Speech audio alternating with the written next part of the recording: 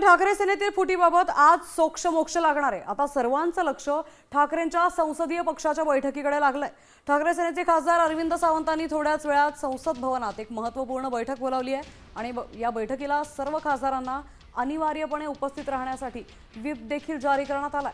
या बैठकीला नेमके किती खासदार आता हजर राहणार यावर ठाकरे सेनेत 2/3 फूट पडली आहे की नाही हे स्पष्ट होणार आहे।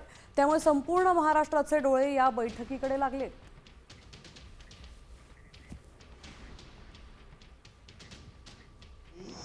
महत्त्वाच्या विषयांवर खासदारांशी चर्चा करणं आम्हाला आवश्यक आहे आणि त्यासाठी अशा प्रकारची बैठक बोलवून आम्ही त्यांच्याशी चर्चा करू।